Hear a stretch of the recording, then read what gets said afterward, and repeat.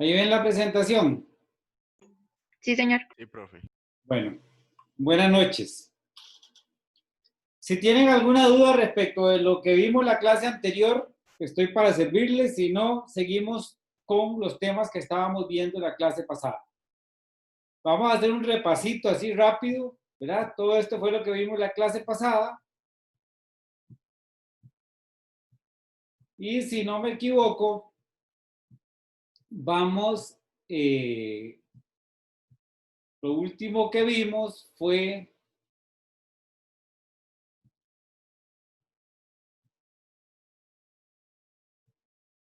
eso, competencia funcional. ¿Estamos de acuerdo? Sí, profe. Eso fue lo último que vimos, ¿verdad? Estábamos viendo, de acuerdo a lo que estábamos analizando, estábamos viendo lo que es los elementos de la competencia objetiva y decíamos que la competencia objetiva, los elementos de la competencia objetiva son la materia, el grado, que es la funcional, el territorio y la cuantía. Y vimos que los criterios de la competencia son todos esos que están ahí, que la cuantía, los criterios son mayor cuantía, menor cuantía y cuantía indeterminada o inestimable, y que la competencia funcional se regula en la ley orgánica del Poder Judicial, porque es la ley orgánica del Poder Judicial la que dice qué es lo que le corresponde, cuál es la función que corresponde cada uno de los tribunales dependiendo de su categoría.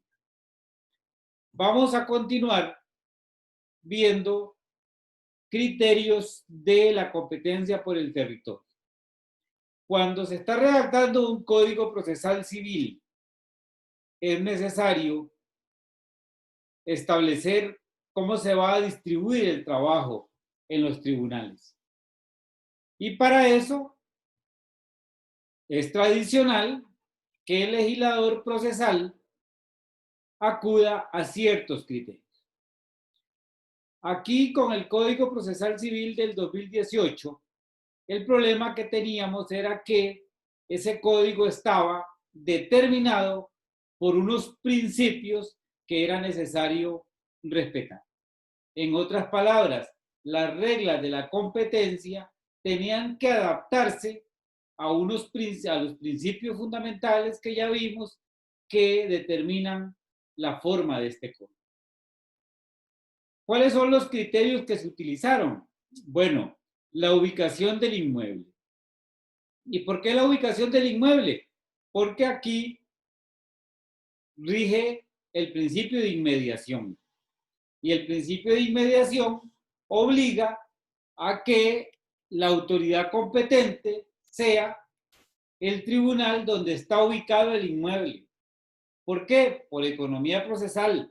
Porque si tenemos que ir a hacer un reconocimiento judicial, nada mejor que el tribunal que conoce el proceso tenga el inmueble ahí cerca. Es contraproducente que un juez o que un tribunal de Liberia conozca un proceso de una finca que está en Limón. ¿Por qué? Porque desplazarse hasta Limón desde Liberia para ir a ver la finca cuando haya alguna duda es algo que puede ser una obstrucción, una afectación a la justicia, no solo económica, sino pronta y cumplida. Otro criterio que se utiliza es el domicilio del demandante o promotor. Este criterio del domicilio del demandante o promotor es un criterio que se utiliza muy restrictivamente. Solo excepcionalmente se permite que el demandante, que la competencia se determine por el domicilio del demandante. ¿En qué casos? Bueno, en aquellos casos en que hay una desigualdad entre las partes y también cuando se quiere no facilitarle o más bien facilitarle las cosas a quien quiere demandar. Por eso el 8.3.2 habla, por ejemplo, del tema de protección al consumidor.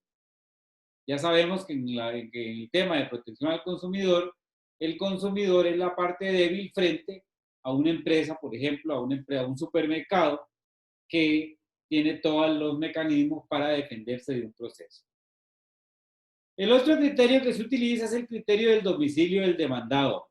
Y este criterio también es importante porque tiende a facilitar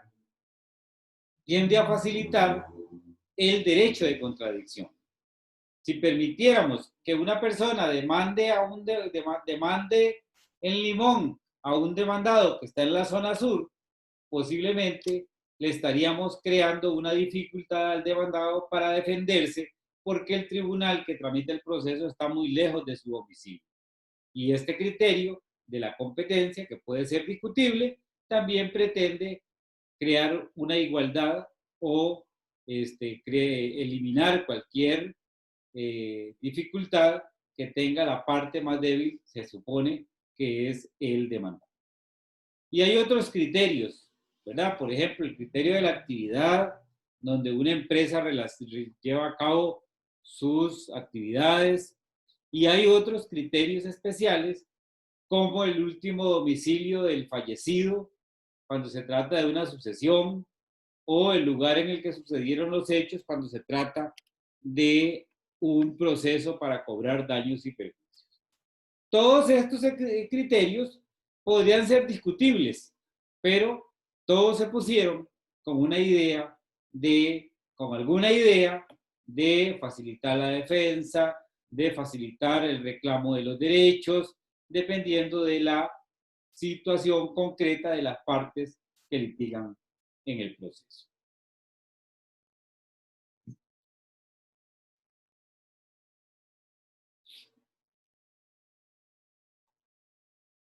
Hablando de la competencia, hay un concepto que presenta algunas dificultades de entendimiento. El tema de la prórroga de competencia. Con el Código Procesal Civil se daba la prórroga de competencia. ¿Qué era la prórroga de competencia? Bueno, que yo como litigante podía plantear la demanda donde yo quisiera y si el demandado no alegaba la falta de competencia, el expediente se quedaba en el tribunal que estaba conociendo del proceso. Era una forma de permitirle a un juez, a un tribunal incompetente, que era incompetente por razón del territorio, conocer de un proceso, valga la redundancia, para el cual era incompetente. Es decir, tanto la parte actora como la parte demandada le prorrogaban la competencia a un juez que era incompetente. Eso tenía como consecuencia una defectuosa distribución del trabajo, fundamentalmente cuando el demandado no alegaba la falta de competencia. ¿Cuál es la regla en el Código Procesal Civil actual? Bueno, la competencia, por regla general, es improrrogable. En otras palabras, los litigantes tienen que preocuparse por ir a plantear la demanda ante el tribunal que, de acuerdo con el Código Procesal Civil, es el competente. ¿Cuál es el problema que tiene el litigante que presenta una demanda ante un tribunal que es incompetente? Que el tribunal puede, de oficio, sin que nadie se lo pida, declararse incompetente inmediatamente que se dé cuenta que es incompetente para tramitar ese proceso. ¿Alguien podría decir que se eliminó la prórroga de la competencia? Pero no es cierto que se eliminó la prórroga de competencia. La prórroga de competencia sigue ahí, solo que ahora la regla general es la improrrogabilidad. Los tribunales solo pueden declarar de oficio su incompetencia por razón del territorio antes de darle curso a la demanda. Si no lo hacen en ese momento, únicamente pueden decretarla cuando la parte demandada oponga la excepción de falta de competencia.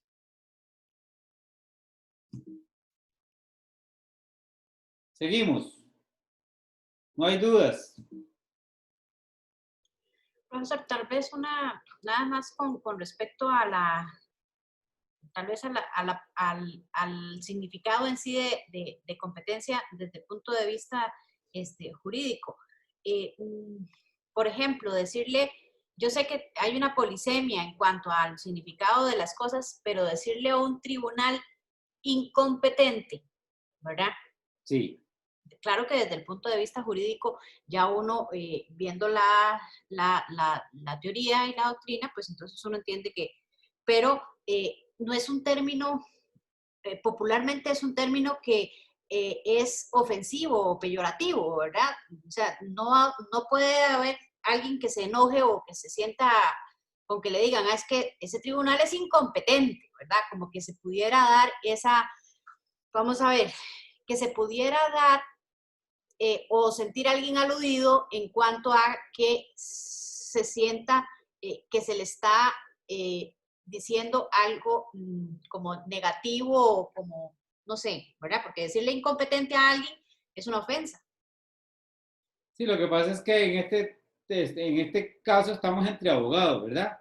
Y entendemos que cuando le decimos que alguien es incompetente es porque la ley no le atribuye la competencia para tramitar un proceso concreto. O sea, no habría por qué, salvo que no sepa a qué se refiere la ley cuando habla de incompetencia, no tendría por qué ofenderse, ¿verdad? Y tampoco se podría utilizar por alguien en forma, ¿cómo se llama esto? Como sarcástica. Sí, claro, lo pueden utilizar, pero bueno, ya eso dependerá de la capacidad mental del tribunal de enojarse o no por eso, ¿verdad? Pero si a mí me dicen que soy incompetente siendo un juez, entiendo que lo que me están diciendo es que la ley no me atribuye a mí la competencia para conocer de ese proceso por la razón que sea. Gracias. Profesor, Sí. ¿y qué pasa si el tribunal de oficio no se declara incompetente? O sea, igual puede ver el caso. Si el tribunal, por descuido del tribunal, del juez o de la jueza, no se declaró incompetente, tiene que continuar con el proceso. El tema es que el demandado le puede alegar la falta de competencia cuando conteste la demanda. Si el demandado le alega la falta de competencia, el juez tiene que declararse, el juez o la jueza, tiene que declararse incompetentes. ¿No?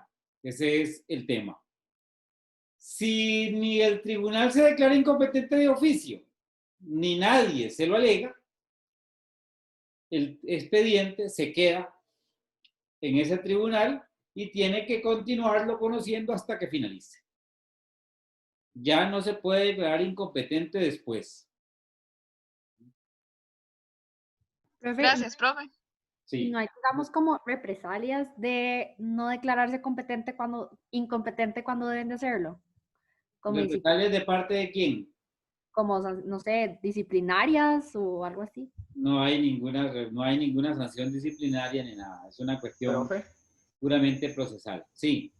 Y luego, si, ok, el tribunal no se declara incompetente y la parte tampoco declara esa incompetencia, luego no se puede anular el juicio por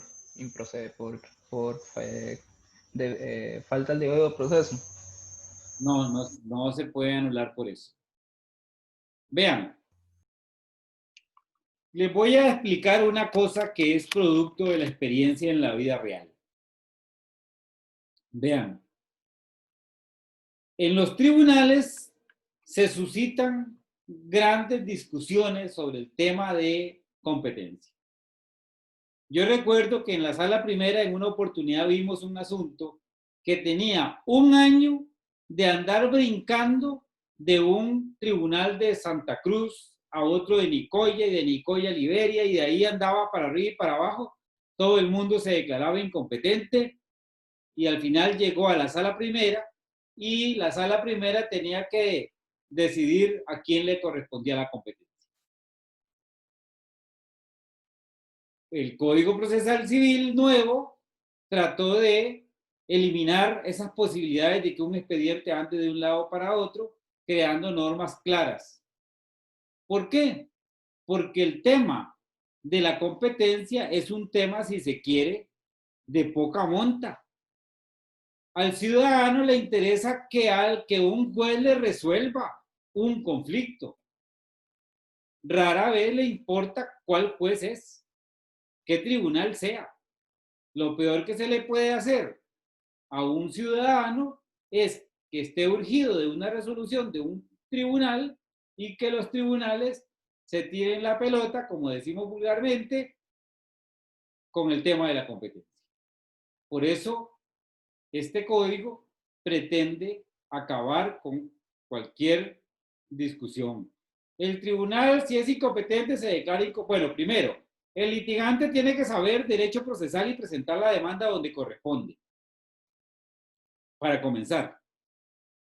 Si el abogado no sabe derecho procesal porque no estaba, solo tenía el nombre, la presentación y no estaba en clase, no aprendió derecho procesal y presenta la demanda donde no corresponde, va a afectar a su cliente porque el tribunal se va a declarar incompetente y se va a atrasar el proceso. Porque cuando un tribunal se declara incompetente, lo que hace es enviarle el expediente al tribunal que es competente.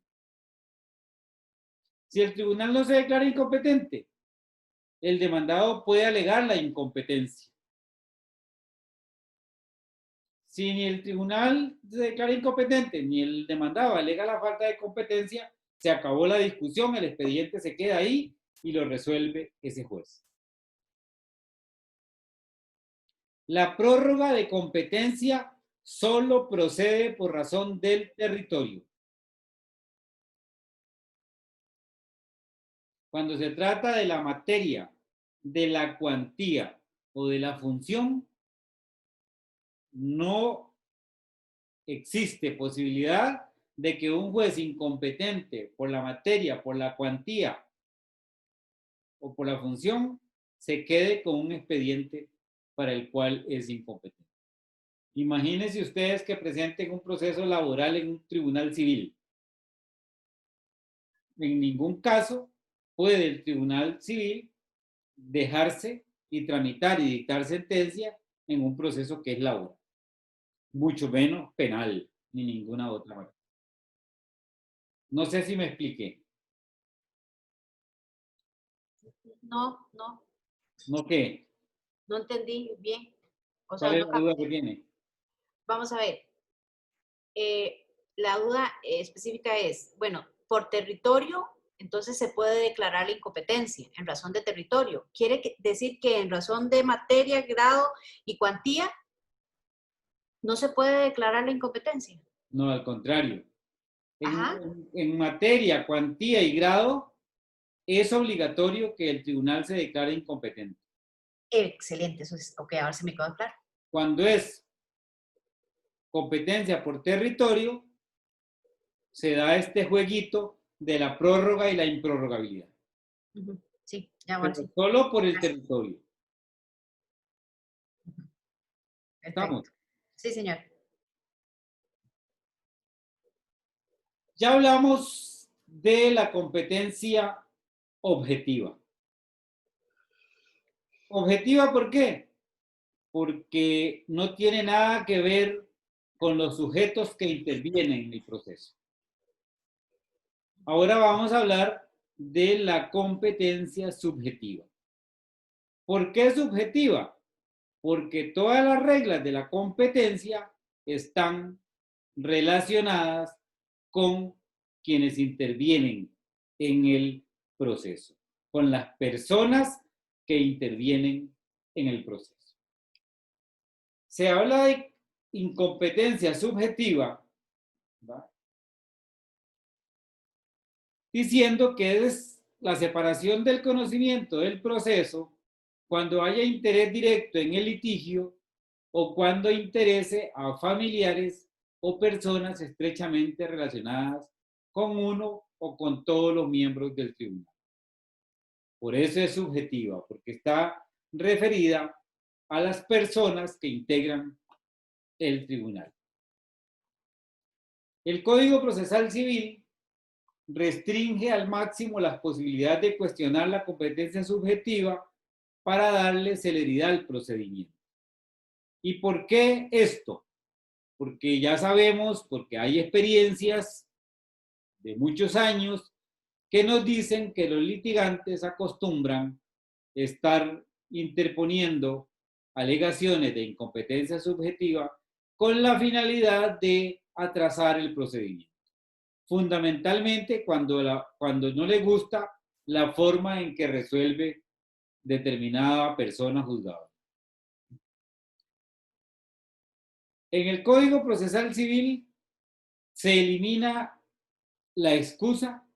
La excusa era una institución que existía en el Código de 1990 que tenía como finalidad separar del conocimiento del proceso a un juez que tenía alguna causa de impedimento, pero la excusa tenía un procedimiento complicado que cuando hicimos el análisis encontramos que era conveniente eliminar. Porque tenía un procedimiento muy complicado que al final se constituye en un atraso para la celeridad del procedimiento. Se elimina la excusa, actualmente solo hablamos de inhibitoria y hablamos de recusación. Y como no podía ser de otra manera, porque el Código de 1990 era muy complicado en este tema, se simplifica el procedimiento tanto de la inhibitoria como de la recusación para facilitar el desarrollo del proceso. Se mantiene el sistema de taxatividad de las causales de impedimento. El código dice, solo se puede separar a un tribunal de conocer un proceso por las causales expresamente previstas en el Código Procesal Civil. Se establece una única lista de causales de impedimento que están en el artículo 12, supongo que ustedes ya la leyeron, y si no la leyeron, la van a tener que leer después, pero es una única lista de causales. Y aquí tengo que confesarles un detalle. El artículo 12 establece la lista de causales de impedimento y señala todos los supuestos. El interés directo en el resultado del proceso, ser una de las partes cónyuge, conviviente, ascendiente, descendiente o pariente hasta tercer grado de consanguinidad o segundo de afinidad del juez, y todo lo que dice el artículo 12, que yo creo que ya ustedes se lo leyeron. Pero en el inciso 16 del artículo 12 dice el código que es causal de impedimento la existencia de circunstancias que den lugar a dudas justificadas respecto de su imparcialidad u objetividad. Alguien muy quisquilloso y muy profundo nos podría decir, bueno, si pusieron este inciso 16 que dice la existencia de circunstancias que den lugar a dudas justificadas respecto de su imparcialidad u objetividad, todas las demás, de la 1 a la 15, sobran. Porque este inciso 16 es muy amplio. Y yo podría decir, sí, puede ser que sobren, pero todos los del inciso 1 al 15 constituyen lineamientos digámosle que de alguna manera ejemplificantes de los supuestos en que un tribunal debe declararse incompetente. Hay jurisprudencia, tanto de la Sala Constitucional como de la Sala Tercera de la Corte Suprema de Justicia y ahora de la Sala Primera, que ha señalado que en cualquier circunstancia que dé lugar a dudas justificadas respecto de la imparcialidad u objetividad del tribunal, el tribunal debe separarse de conocer ese asunto. El código se ajusta un poco a esa idea. ¿Por qué? Porque cuando un juez, cuando una persona juzgadora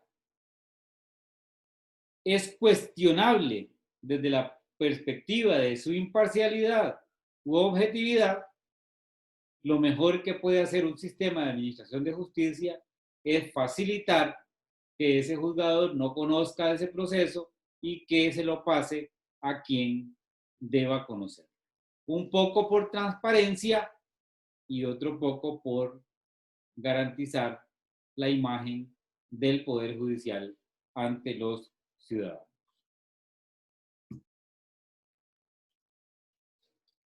Se regula un tema que es interesante, que es el de la perpetuidad de la competencia subjetiva. Dice el código que cuando se declare procedente la inhibitoria o la recusación, los jueces sustitutos continuarán con el proceso, aunque posteriormente desaparezcan los motivos de la separación. En otras palabras, que si el juez se separó del conocimiento de un proceso y después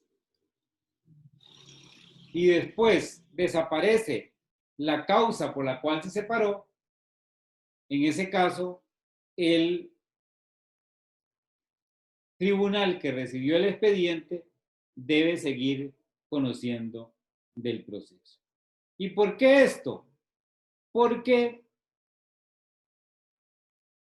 ustedes están viendo la filmina. Sí, profe. Sí. Ok. ¿Por qué este tema de la perpetuidad de la competencia? Porque podría darse el caso de que una vez que... No, mejor les voy a poner el caso concreto para explicárselo bien. Vean. En un juzgado civil se presentó un proceso que el proceso era, digamos, era un expediente muy grande, pero con ese proceso iban aproximadamente unos 2.000 o 3.000 legajos. O sea, era un expediente tan inmenso, porque era una quiebra y tenía una cantidad importante de legalizaciones, ese expediente prácticamente entrabó todo un juzgado civil. El juzgado quinto civil fue entrabado, dejó de funcionar prácticamente para dedicarse a ese expediente inmenso.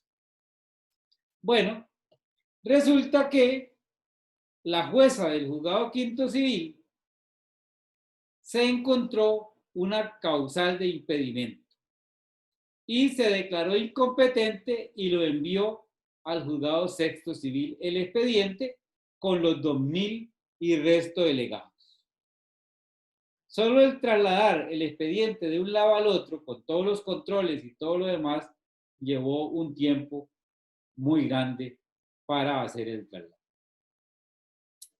Cuando el expediente se había enviado y ya se encontraba en el juzgado sexto civil, la jueza, que se había declarado incompetente, fue ascendida. Se fue del juzgado quinto civil. Cuando el juez del juzgado quinto civil se dio cuenta que cuando el juez del juzgado sexto civil se dio cuenta que la jueza del juzgado quinto civil se había ido porque la habían ascendido, inmediatamente se le prendió la luz, ¿verdad? Y dijo, bueno, el motivo por el cual ese juzgado se declaró incompetente desapareció y dictó una resolución ordenando devolver el expediente al quinto civil. Solamente trasladar de un expediente al otro y del otro al otro, los dos juzgados se atrasaron como 2 meses.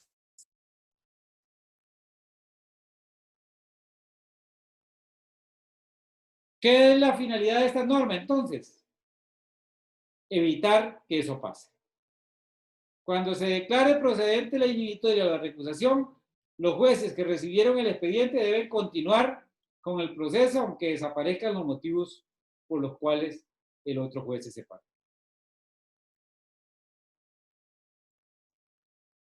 ¿Me expliqué? Sí. Sí, es como para evitar, perdón, es como para evitar que se pelotee el caso, por decirlo. Claro, sí, claro, evitar ese peloteo de enviárselo y devolvérselo y todo ese tema. Vamos. Economía procesal, celeridad, buen funcionamiento de la administración de justicia, un montón de razones justifican esa decisión.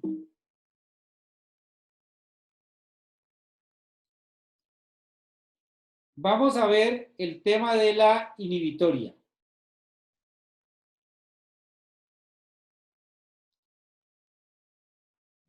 Existen 2 procedimientos para separar a un juez del conocimiento de un proceso: la inhibitoria y la recusación. Vamos a ver la inhibitoria. Les cuento que ustedes con este Código Procesal Civil están estudiando derecho procesal muy fácil porque estos temas quedaron regulados de una manera muchísimo más sencilla de lo que estaba en el Código de 1990. Inhibitoria. Vamos a ver. La inhibitoria es cuando el tribunal, cuando el juez, cuando la jueza se separan por sí mismos del conocimiento del proceso porque están claros que tienen una causal de impedimento. O sea, en la inhibitoria es el mismo juez o la misma jueza el que decide separarse.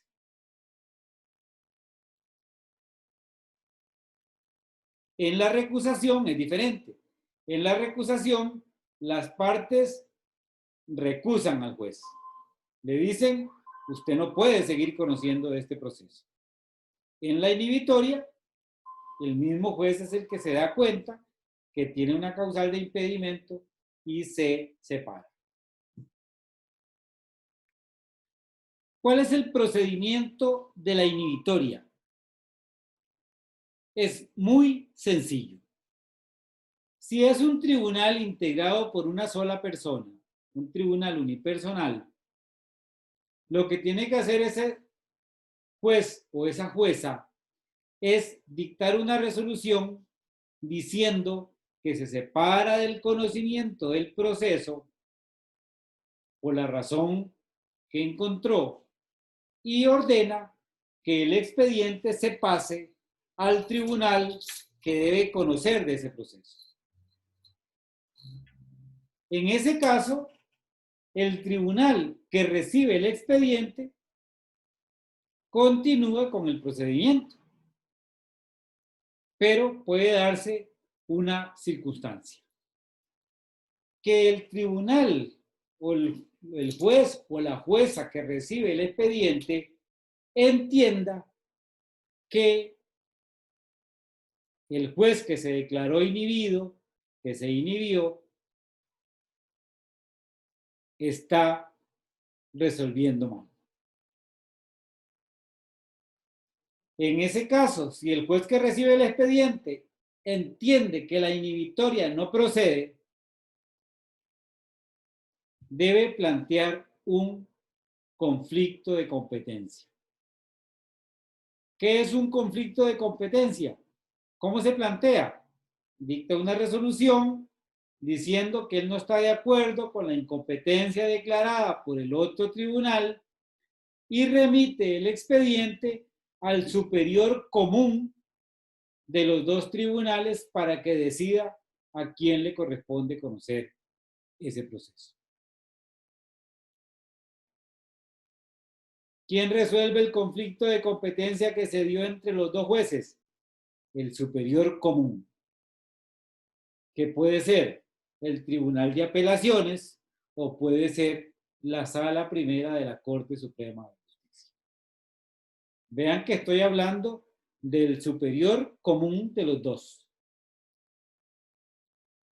Pregunta: si el juez de Limón se declara incompetente,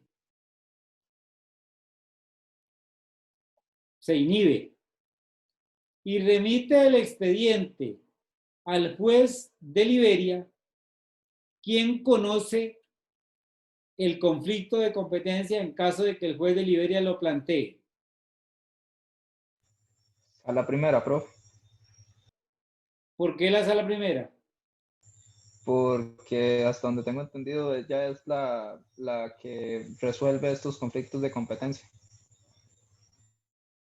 ¿Y la sala primera es el superior común de los dos tribunales? Bueno, considero que sí. Ok. Vamos a ver. En San José hay 4 juzgados civiles. El juez del juzgado primero civil se declara incompetente y ordena y le remite el expediente, se inhibe, ¿verdad? Y le remite el expediente al juzgado segundo civil. ¿Quién conoce el conflicto de competencia en caso de que se plantee? Es que el superior jerárquico es el Tribunal de Apelación, ¿no es cierto? Ese es el superior común de los dos. Sí. Sí.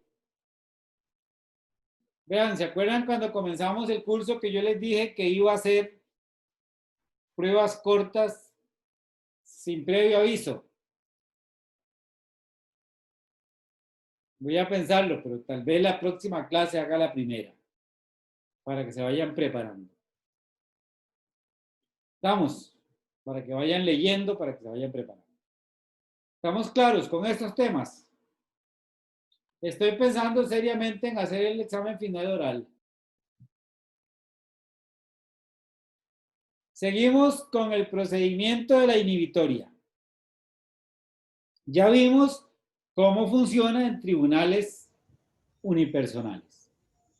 En tribunales colegiados,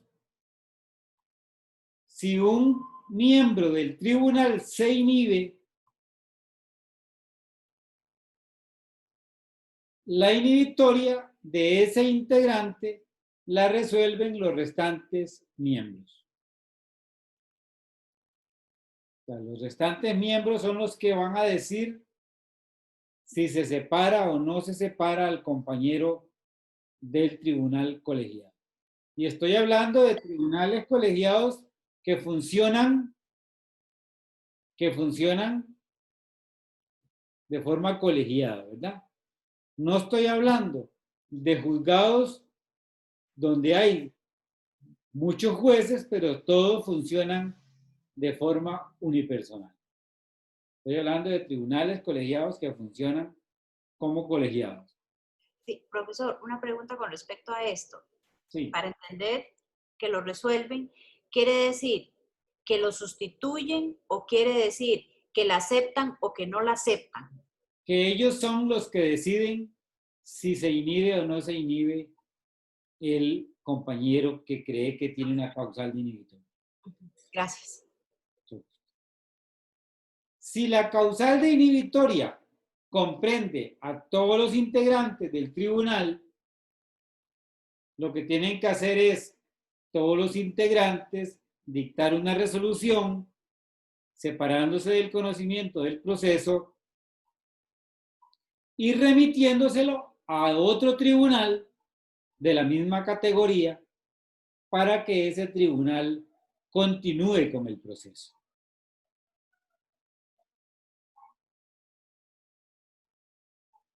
Si el tribunal sustituto que recibe el expediente no está de acuerdo con la inhibitoria, puede plantear un conflicto de competencia ante la Sala Primera de la Corte Suprema de Justicia.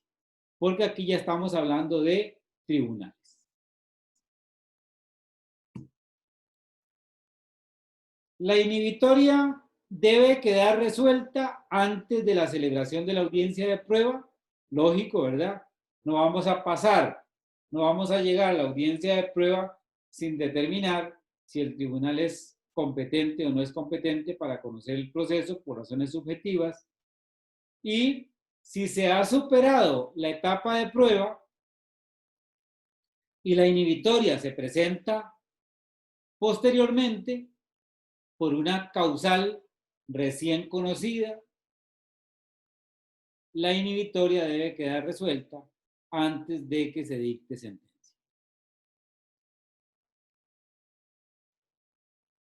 O sea, no se puede dictar sentencia si hay duda o hay cuestionamiento sobre la competencia subjetiva del tribunal. Las resoluciones que se dicten con motivo de la inhibitoria no tienen ningún recurso.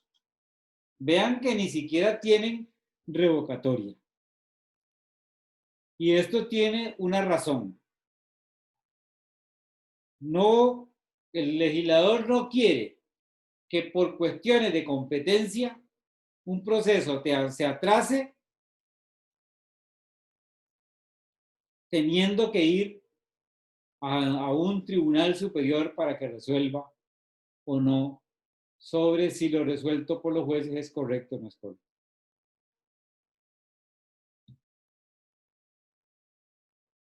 Ese es el procedimiento de la inhibitoria, 75% más sencillo de lo que era con el Código de 1990. Y ahora vamos a ver la recusación. Recordemos que en la inhibitoria la persona juzgadora se separa solo. En la recusación, las partes son las que recusan al juez, la que le dicen al juez, sepárese, porque usted está en uno de los supuestos de impedimento.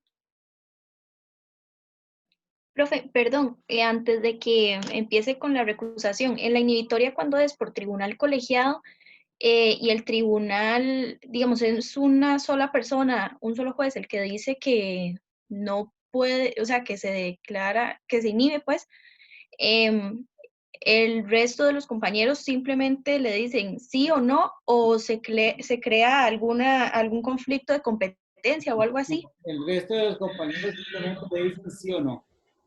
Ok. Si se separa Gracias. o no se separa.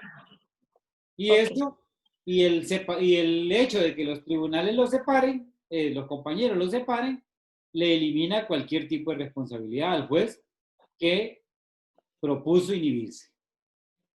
De acuerdo. ¿Y esa persona es sustituida o Esa sigue el persona proceso con los que quedan? No, es sustituida por otro miembro del tribunal. Ah, ok. Muchas gracias, profe. Por otro integrante del tribunal, que puede ser un suplente o puede ser otro de los integrantes del tribunal. Lo que sí me interesa que tengan claro es que actualmente tanto los juzgados que trabajan como unipersonal tienen un montón de gente ahí. Y los tribunales colegiados también tienen varias secciones. Entonces, eso es una cuestión de organización del Poder Judicial, cómo se hace para integrar un tribunal como un integrante de otra sección para ir sacando adelante el trabajo de los tribunales. Gracias, profe. Con mucho gusto. Les decía que en la recusación las partes son las que le piden al tribunal que se separe del conocimiento del proceso por tener una causal de impedimento. ¿Quién está legitimado para recusar?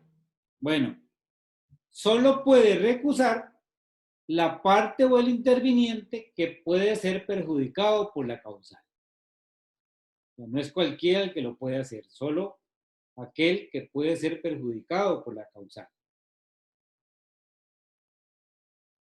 No procede la recusación y el recusado la puede rechazar de plano, el mismo recusado, cuando en estos supuestos que dice el artículo 14.2. No procede la recusación cuando se esté conociendo de otra recusación.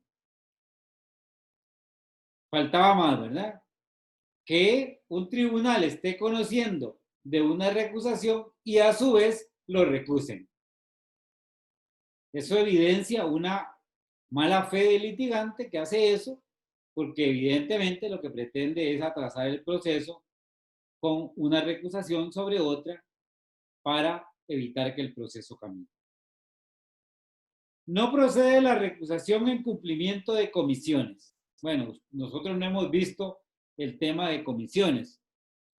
¿Qué es una comisión? Cuando un tribunal le pide a un juez de otro tribunal, generalmente lejano, que le practique algún acto del proceso. Por ejemplo, cuando un tribunal de San José comisiona a un tribunal de Limón para que practique una notificación. Jamás se podría pretender, bueno, el código no lo permite, que los litigantes corran a recusar al juez comisionado, que en todo caso no resuelve nada porque lo único que está haciendo es cumpliendo con la orden que le dio el juez que lo comisionó. Y no procede la recusación en procesos o actos de mera ejecución. ¿Qué son actos de mera ejecución? Bueno, practicar un embargo, hacer una notificación. ¿Por qué son actos de mera ejecución? Porque el tribunal no decide nada. El tribunal comisionado, o el tribunal que tramita un proceso de mera ejecución, no decide nada, simplemente ejecuta. Y ante esa realidad de que no decide nada, porque es un acto de mera ejecución, no hay razón para que se permita que se le recuse. Vean que el peligro que pretende evitar tanto la inhibitoria como la recusación es que el tribunal se encuentre influenciado por algún aspecto externo que determine de alguna manera su decisión. Si no es un acto de decisión, no se justifica que un tribunal sea recusado. Y como si eso fuera poco, el artículo 14.3 dice en qué caso se debe rechazar de plano una recusación. Y se debe rechazar de plano cuando se esté en uno de los casos de improcedencia que vimos anteriormente, cuando no se sustente en una causal prevista, cuando el recusante haya intervenido antes teniendo conocimiento de la causal. Vean qué interesante. Un litigante tiene motivos para recusar a un tribunal, pero como le gusta la forma en que le vienen resolviendo, no lo recusa. ¿Cuándo lo recusa? Cuando le resuelven de una forma que ya no le gustó. En ese caso, el código establece que por haber intervenido antes, conociendo la causal, sin haber recusado, se conformó y por lo tanto no puede establecer una recusación, que además es desleal, ¿verdad? Profe, Sí. disculpe que le interrumpa, profe, es que hace ratos la filmina no se mueve, entonces no sé si es que no la está moviendo del todo o si será que se congeló la pantalla. ¿Y cuál está? ¿En la 47? 38. 38. Gracias por decirme. Es que yo hice algo aquí por estar. Yo hice algo aquí para estar, porque tengo otra pantalla. Tengo otra pantalla y entonces creí que...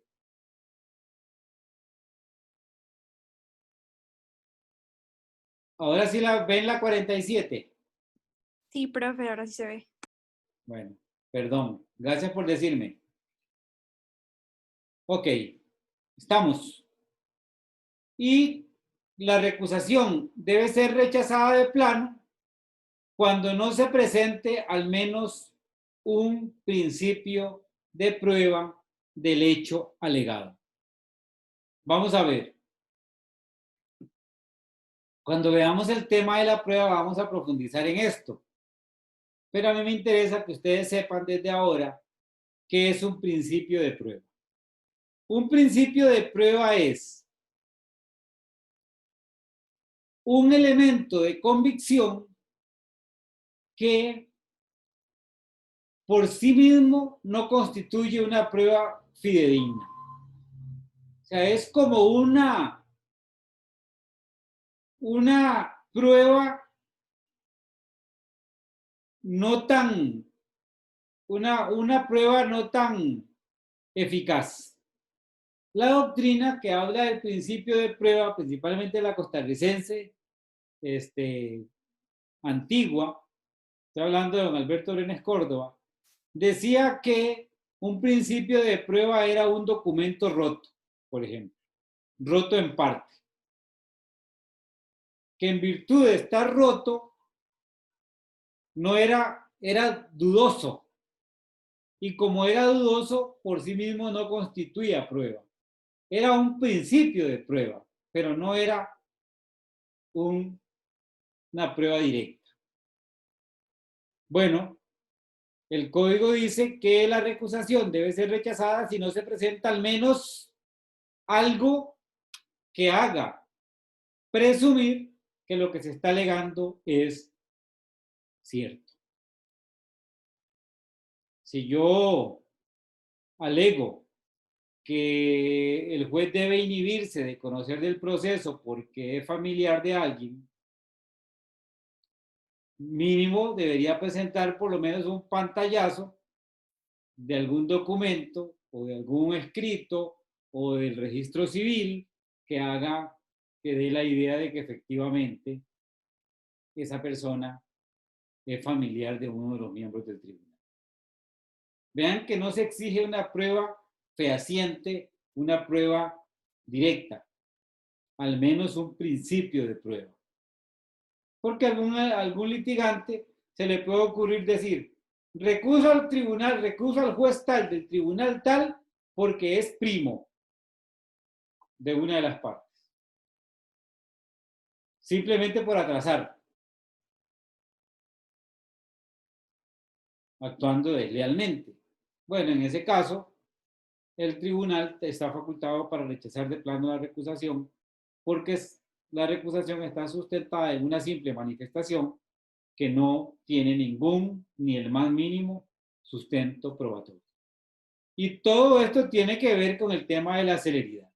Y todo esto tiene que ver con el abuso en que desde siempre se ha incurrido con el tema de la incompetencia subjetiva. Profe, Sí. ¿ese principio de prueba es algo así como la prueba indiciaria? Sí, exactamente. Ok. Es una forma de entenderlo mejor. Seguimos.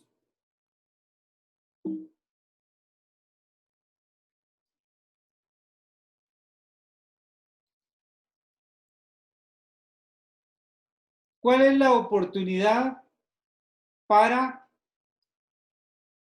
recusar? Esto tiene que ver con un orden que hay en el proceso, en el procedimiento, perdón, un orden que hay. No se puede permitir que una persona recuse cuando quiera. El proceso es orden. Por eso se establece que si un litigante quiere recusar, debe hacerlo tan pronto tenga conocimiento de la causal.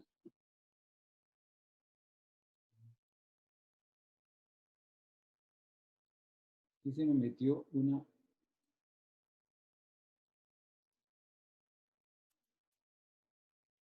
Tan pronto tenga conocimiento de la causal. Antes del señalamiento para audiencia lo puede hacer en cualquier momento y por escrito. Una vez que ha habido señalamiento para una audiencia, la recusación se debe plantear al inicio de la audiencia. O sea, la idea es que si hay que recusar a un tribunal entre la fecha en que se hizo el señalamiento y la fecha en que se realiza la audiencia, por economía procesal, mejor se haga al inicio de la audiencia. ¿Cuál es la ventaja de que se haga al inicio de la audiencia? Que esa recusación se va a resolver ahí mismo en la audiencia. Se le va a dar audiencia a la otra parte, se va a practicar la prueba que haya que practicar y ahí mismo se resuelve sobre la recusación. Después de la audiencia de prueba y antes de la sentencia, se puede plantear una recusación siempre y cuando se sustente en causas no conocidas o hechos que sucedieron después de finalizada la audiencia de práctica de prueba. Vean que esta es una dinámica que el código establece con la finalidad de restringir, con la finalidad de poner orden en el tema de la recusación para que no se plantee cuando al litigante le parece conveniente con la finalidad de atrasar el proceso. Y hay una regla clara en esto, que es una regla que funciona en todo el código. Cuando usted tenga la posibilidad de alegar algo en audiencia, hágalo en audiencia. Y si no puede, porque no puede, tiene que hacerlo por escrito, antes de la audiencia o después de la audiencia. Claro, eso depende del tipo de proceso, porque hay procesos de una audiencia y hay procesos que tienen 2 audiencias.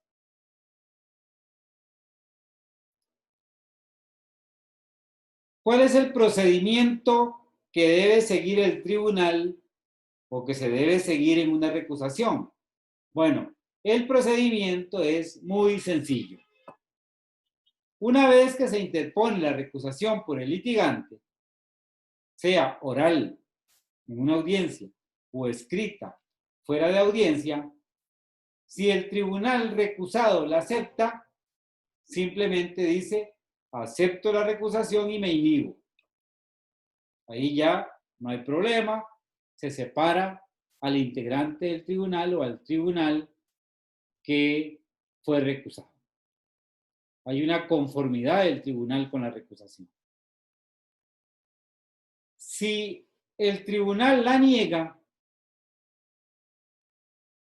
dice, no es cierto, los motivos de recusación son falsos, dicta una resolución negando la recusación y remite el expediente al juez que deba sustituirlo. Esto lo regula la Ley Orgánica del Poder Judicial. Generalmente hay un orden.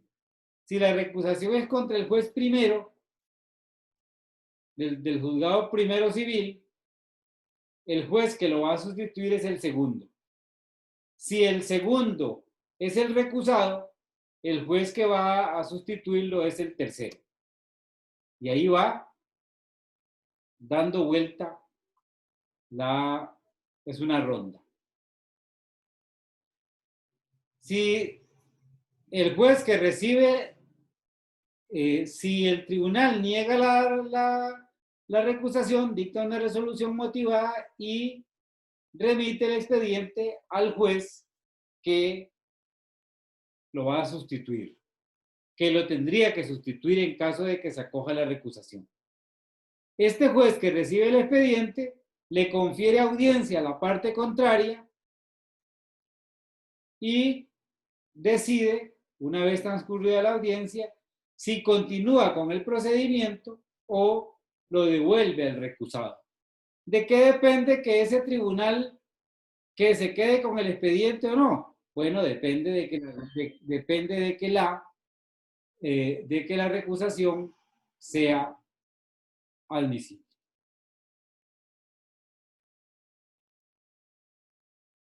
¿Estamos? Si se admite la recusación, se sustituye al juez recusado o a todo el tribunal.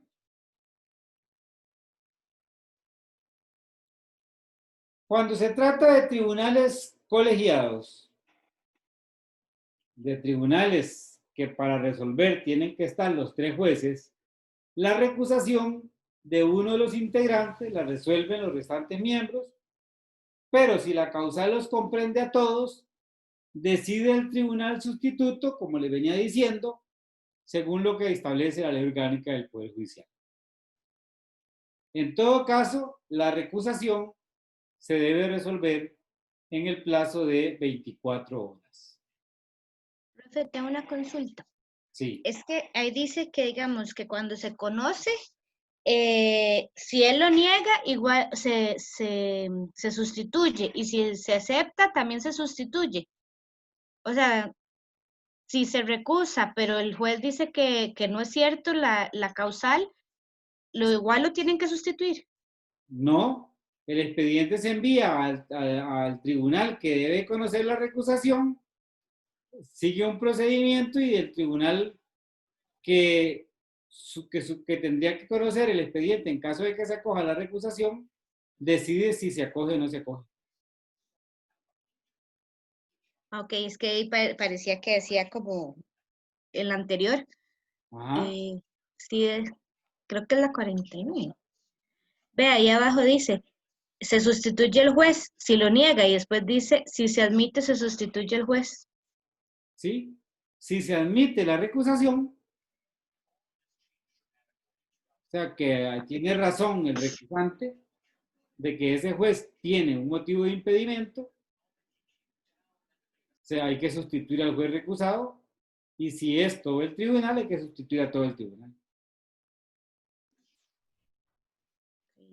¿Le quedó claro? Sí, sí, es como un tema, como está 2 veces, se sustituye el juez, es un tema como de redacción tal vez. Sí, seguramente. Y yo redacto mal también. Pero ¿le quedó claro?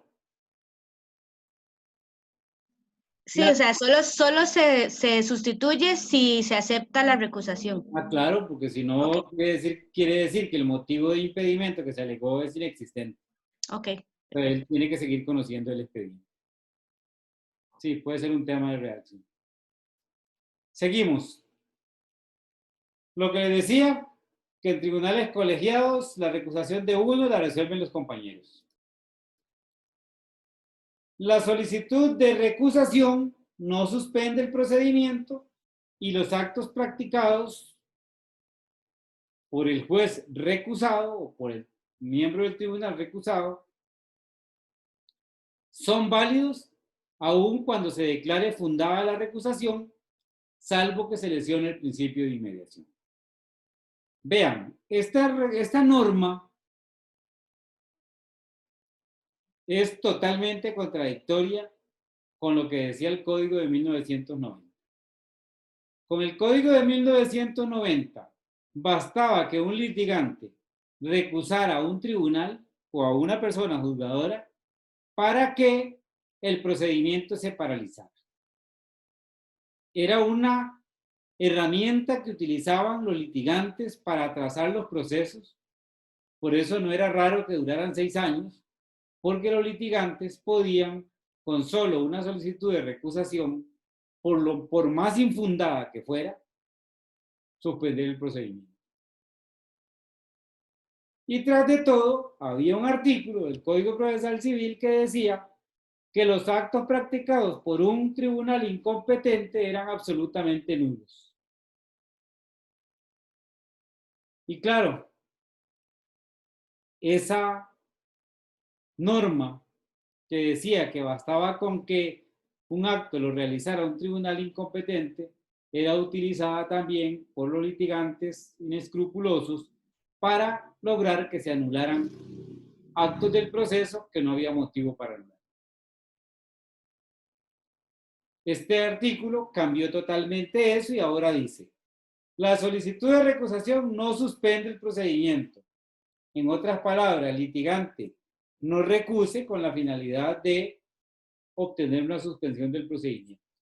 Y además, otra cosa, los actos que haya realizado el recusado, si no lesionan el principio de inmediación, son válidos.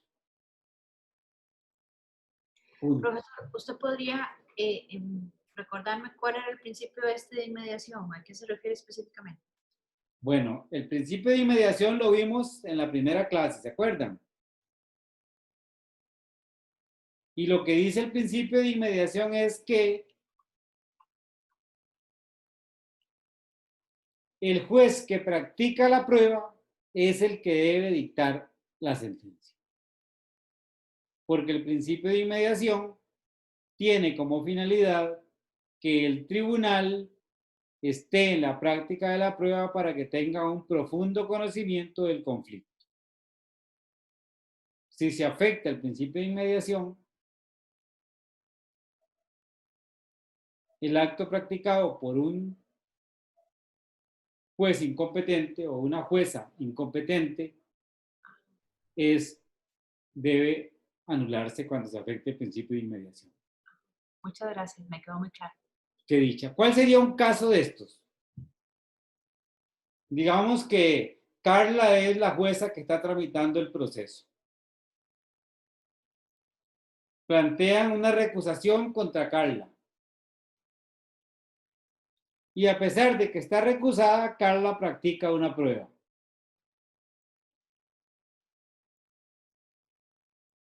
Si después se declara que Clara no puede conocer ese expediente porque está en un supuesto de impedimento, está claro que se va a afectar el principio de inmediación.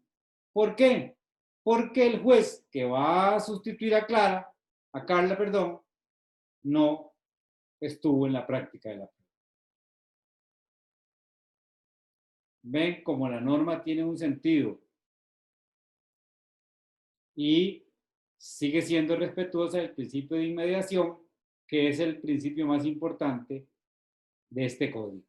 Es más, todo este código está para proteger al principio de inmediación.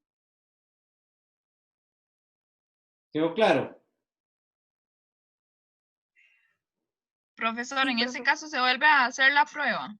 Hay que repetirla. Es correcto. Gracias. Con mucho gusto. Profe, Sí. la inhibitoria y la recusación serían, digamos, el homólogo de la prórroga cuando se trata de los elementos objetivos. No, la inhibitoria y la recusación son homólogos a la excepción de falta de competencia, porque son mecanismos para dilucidar cualquier discusión sobre la competencia del tribunal por razones subjetivas. Ok, profe, gracias. Estamos. La recusación debe quedar resuelta antes de la celebración de la audiencia de prueba. Si fue interpuesta antes de la audiencia de prueba. Si ya ha pasado la etapa de prueba, debe quedar resuelta antes de que se dicte sentencia.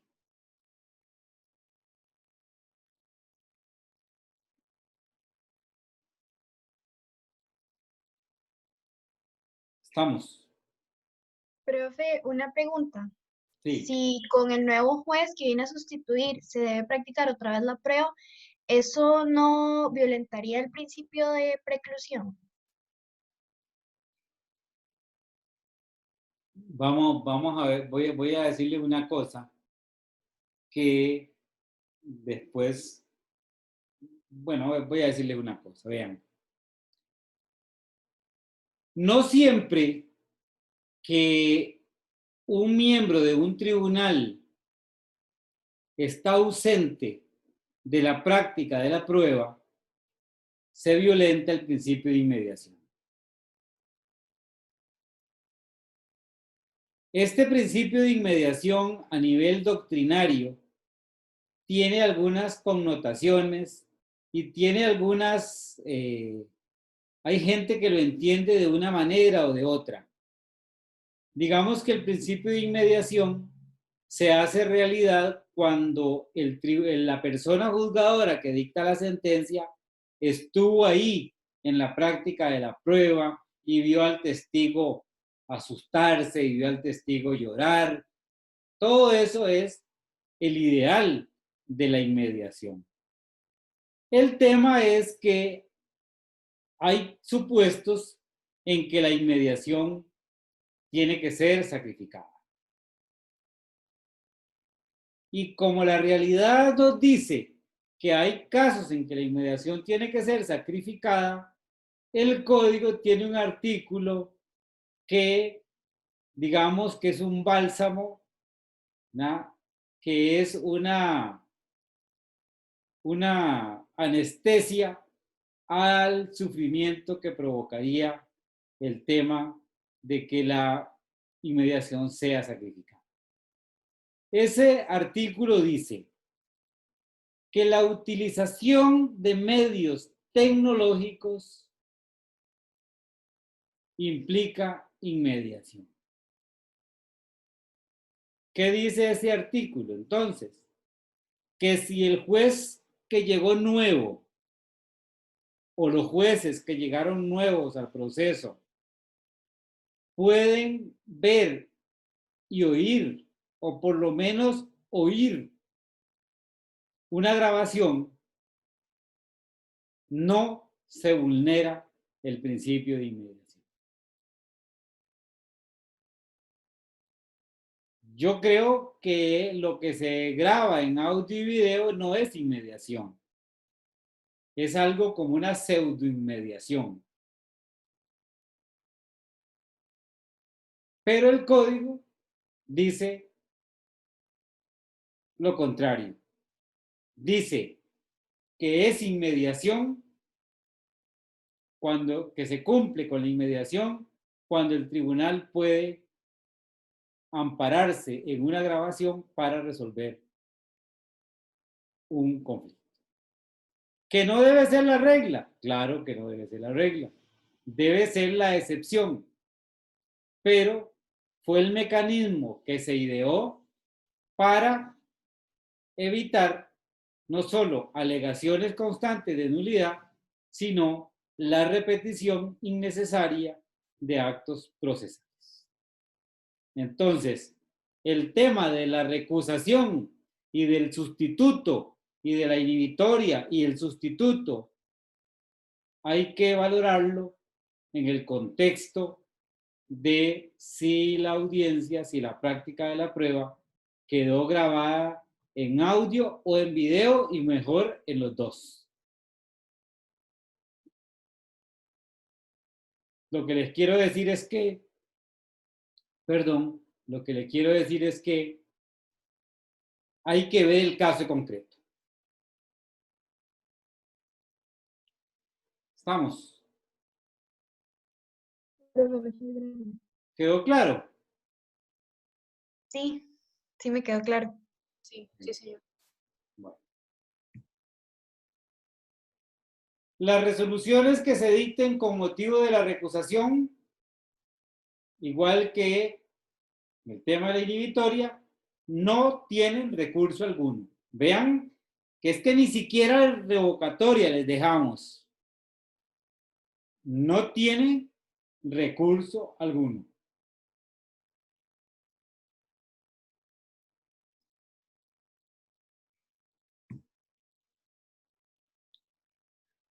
Y en la recusación también está la norma que les expliqué, que tiene que ver con el tema del juzgado quinto y el juzgado sexto, que la intervención de los jueces sustitutos como consecuencia de la recusación será definitiva, aunque posteriormente desaparezcan los motivos que determinaron la separación del juez que remitió el expediente al otro.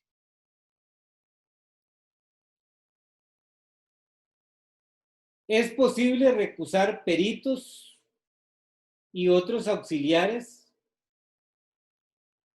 por las mismas causales de impedimento en cuanto les sean aplicables.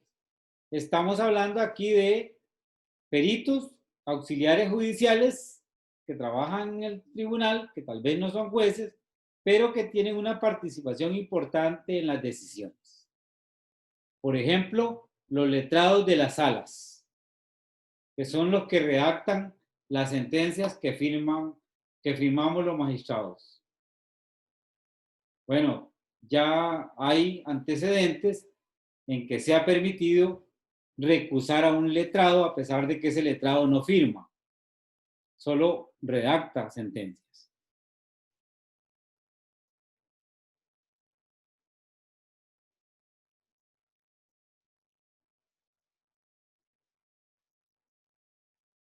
En cuanto a los peritos pueden ser recusados por las siguientes causales. Bueno, aparte de por las otras causales, un perito puede ser recusado por falta de idoneidad, o sea, no es un perito idóneo para lo que se le pidió, falta de pericia, haber vertido sobre el mismo asunto un dictamen contrario a una de las partes,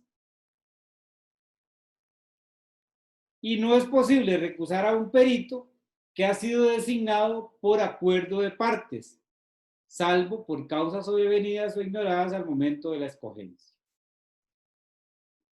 El Código Procesal Civil permite que las dos partes de común acuerdo nombren un perito. Sería extraño que después de que se pusieron de acuerdo para nombrarlo, lo recusen. Pero eso sí es posible cuando se trata de causas sobrevenidas o causas ignoradas al momento de escoger al perito. ¿Estamos?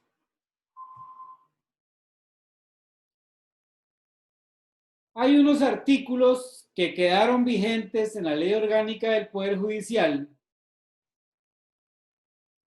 que quedaron vigentes porque no los derogamos. Pero que son artículos que son, digámosle, que quedaron tácitamente derogados a partir de la entrada en vigencia del Código Procesal Civil. ¿Por qué quedaron tácitamente derogados?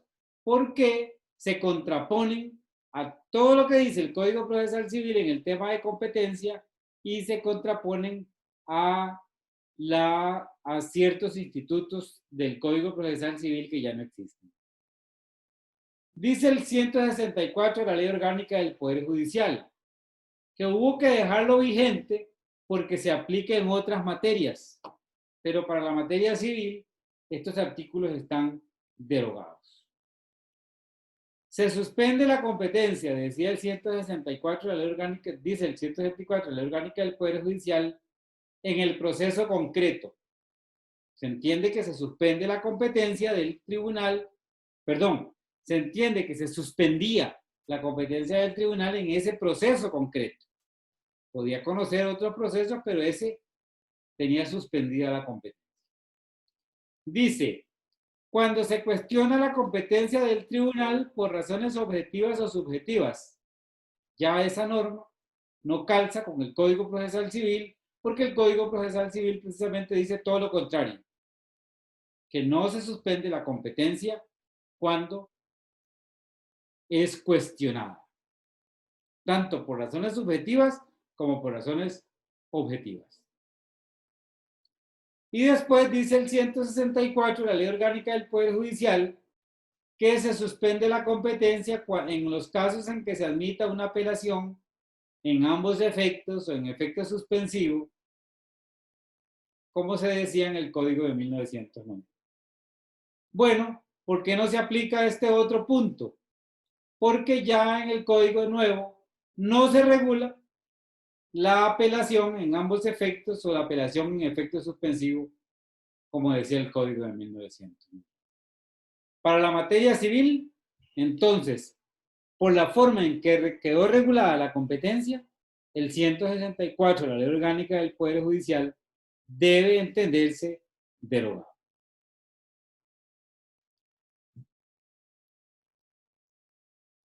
El artículo 163 de la Ley Orgánica del Poder Judicial regula lo que se conoce como la pérdida de la competencia. Y este artículo debe entenderse parcialmente derogado en relación con el Código Procesal Civil del 2018. Se entiende que el tribunal pierde la competencia en el proceso concreto.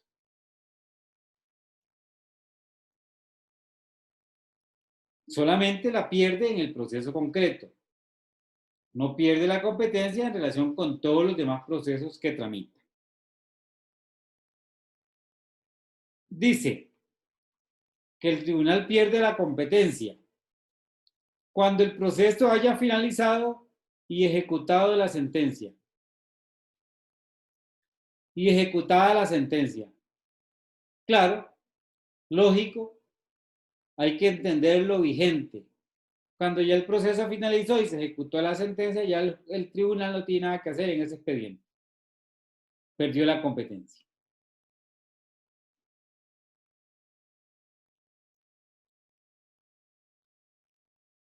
Dice el punto 2. Cuando el juez haya sido comisionado por otro para practicar alguna diligencia, al quedar cumplido el encargo. Lógico. Si a un tribunal lo comisionan para que notifique y ya practicó la notificación, perdió la competencia porque ya nada tiene que hacer con la documentación que le enviaron, simplemente devolvérsela al tribunal que lo comisionó. Esa disposición, que además es muy lógica, debe entenderse vigente. Dice el 163 de la Ley Orgánica del Poder Judicial, punto 3. Cuando por ser accesoria se manda el proceso al tribunal que conoce el proceso principal. Esto tiene que ver con el tema de la acumulación. Si en el juzgado primero se tramita un expediente, en el segundo se tramita otro, y se ordena que el segundo se acumule al primero, lógicamente el segundo perdió la competencia para conocer del proceso. ¿Por qué? Porque ahora, en virtud de la acumulación, la competencia la tiene el primero.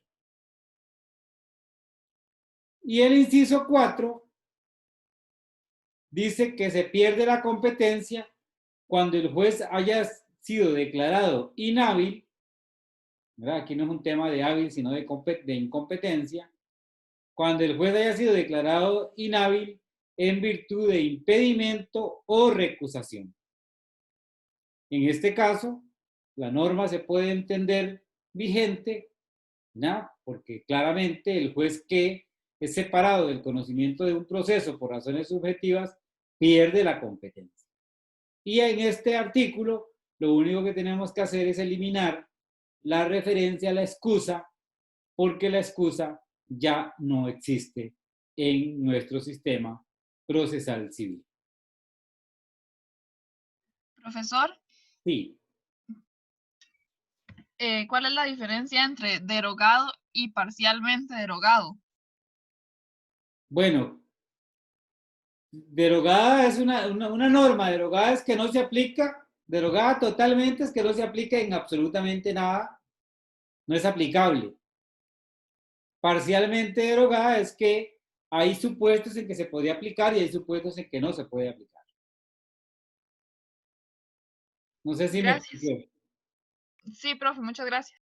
Mucho gusto. Bueno.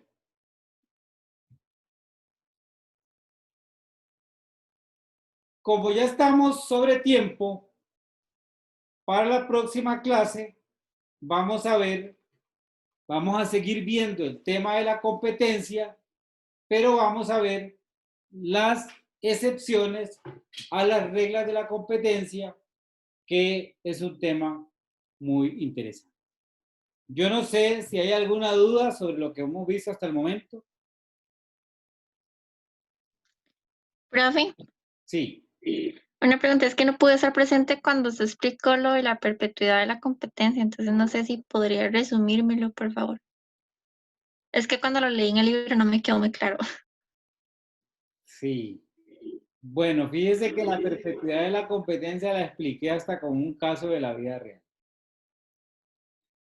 Bueno, la perpetuidad de la competencia lo que nos dice, para resumírselo, es que si un tribunal se declara incompetente por X motivo y pasa el expediente a otro tribunal, este otro tribunal no podría devolvérselo al juez que ya se declaró incompetente, sustentado en que ese otro juez ya no tiene motivo de impedimento. O sea, la idea es evitar el ping-pong de que envían el expediente y como ya no existe, devolverlo. El juez que reciba un expediente por incompetencia subjetiva o también objetiva, si no plantea conflicto de competencia para cuestionar la declaratoria de incompetencia del otro tribunal, debe dejarse el expediente sin poder hacer ningún otro cuestionamiento. A eso se refiere la perpetuidad de la competencia. Esa competencia es perpetua hasta que termine el proceso, porque no se permite la devolución. No sé si me expliqué. Si no, Sí, gracias. si no, ve la clase en la grabación que vamos a subir a YouTube mañana en la mañana. Sí, está bien, gracias. Con mucho gusto. ¿Alguna duda sobre lo que hemos visto? Vean, este tema es muy sencillo, ¿verdad? El juez es incompetente por razones objetivas, competencia por territorio, cuantía, materia, grado. O es incompetente por razones subjetivas, porque tiene un motivo para que puede permitirle a una parte dudar de su imparcialidad como consecuencia del interés que pueda tener. Punto. Y todo lo que vimos es el procedimiento que se sigue en los tribunales para hacer valer tanto la falta de competencia por razones objetivas como la falta de competencia por razones subjetivas. ¿Estamos? Profe, Sí. ¿cómo podría resolver un tribunal un conflicto de competencia en el que, por ejemplo, uno de los juzgados alega que debe primar el criterio de ubicación del inmueble y el otro dice que debería de primar el domicilio del demandado?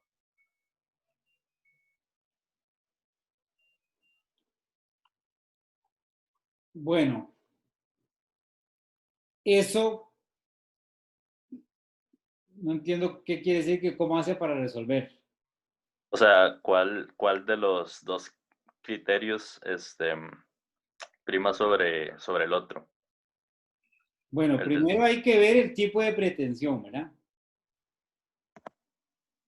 El tipo de pretensión es el que determina cuál es el juez competente para tramitar ese proceso.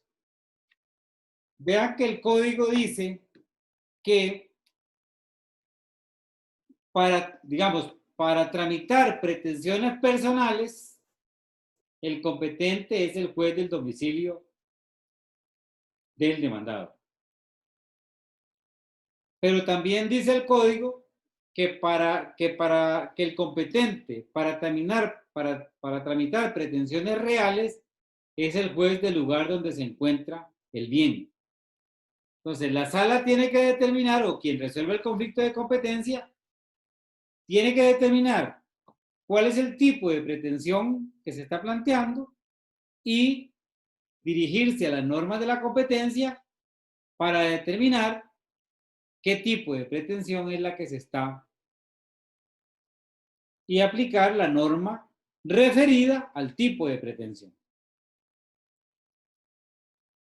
¿Estamos? De todas maneras, para que estén tranquilos, las reglas de la competencia,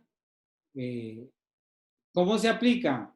El tema de la regla de la competencia lo vamos a seguir viendo en la próxima clase.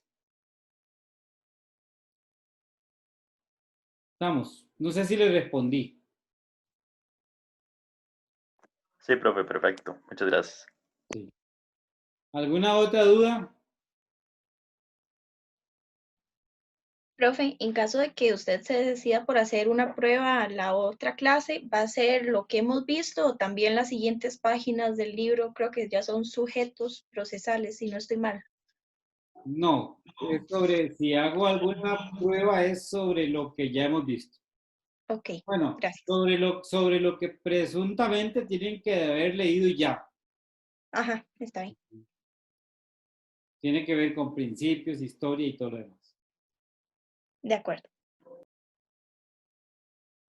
Listo. ¿Alguna duda?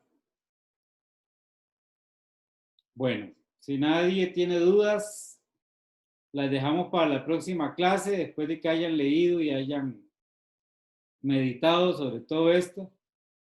Y nos vemos entonces. Buenas noches a todos y a todas. Gracias, profesor. Hasta luego. Gracias, profe. Buenas Gracias, noches. profe. Buenas noches. Buenas noches, profe. Buenas noches. Gracias, profe. Mucho gusto. Hasta luego.